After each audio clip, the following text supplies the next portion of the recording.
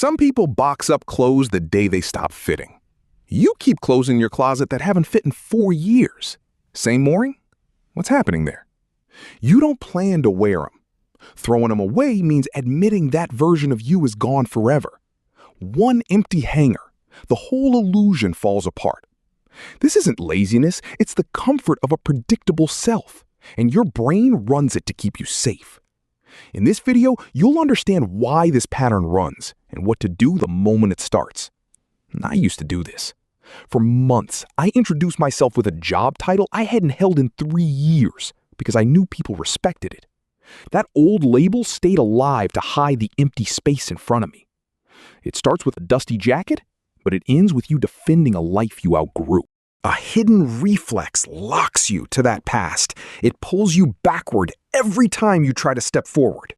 The backward pull makes you spend 3 hours organizing a workspace for a hobby you haven't touched in 2 years.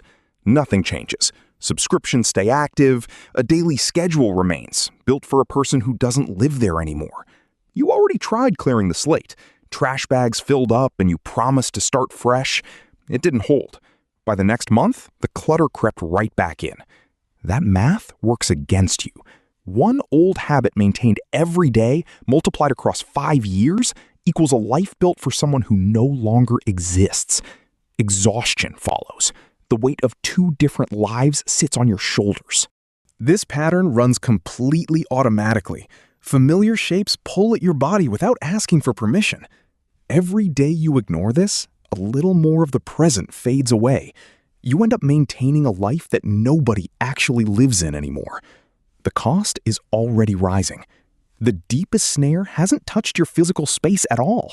You haven't seen the same reflex where it costs the most. Why you choose to stay small.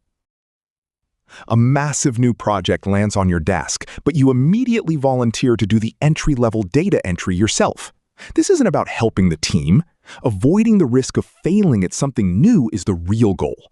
Retreating to a mastered skill feels safer than facing a threat to your status. Choosing to be great at a job you outgrew feels safer than being a beginner at the one you want. One blank screen and panic hits. A basic chore suddenly becomes urgent. Data entry keeps the truth hidden, that you don't know the actual next step.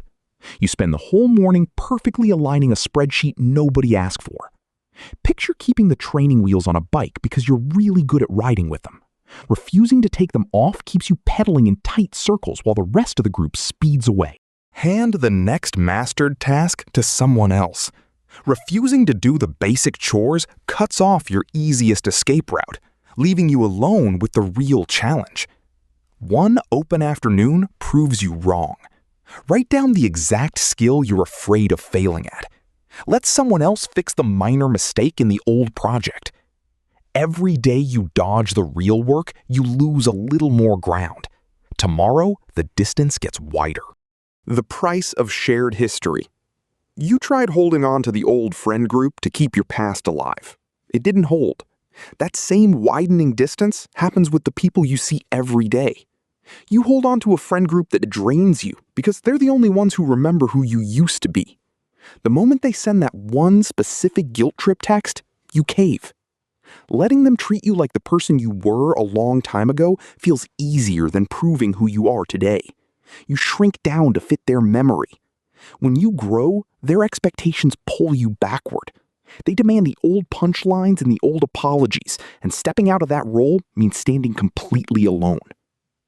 Picture paying rent on an empty apartment just because you threw great parties there a long time ago. The rooms sit vacant. The lease costs you a fortune every month. You keep signing the check anyway, terrified to lose the address. Tell them you can't make it to the usual Friday meetup. Hold the silence instead of offering a long explanation. What does that leave you with?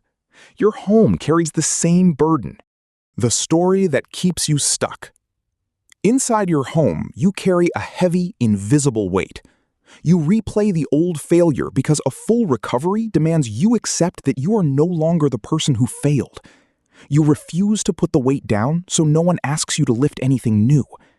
The original event is gone, but the habit of carrying it remains. One single memory serves as a perfect defense. You keep telling the story of your biggest setback whenever an opportunity appears. It works. Complaining about the past takes zero risk, while building something new requires actual sweat. As long as you highlight the damage, everyone gives you a pass. You keep the story of the failed pitch meeting fresh in your mind to justify why you refuse to begin. Write down the story you tell about why you're stuck. Seeing the words on paper destroys their power to hide the truth. Cross out every line that blames an event from 1,000 days ago. Clinging to this old setback ensures you never have to face the risk of a new start. Holding on to this old setback actively stops you from building. Why you pay for past mistakes. One path bleeds you, the other cuts the cord. Both options sit right in front of you. One choice leaves you funding a dead vision. The other lets you walk away. You refuse to walk away from a bad decision because of how much time you spent being the old you. Changing course on a failing goal demands an uncomfortable admission. The cash disappeared. The months vanished with it. So you keep paying the invoice to prove those sacrifices meant something. You'd rather lose more money tomorrow than admit you made a mistake today.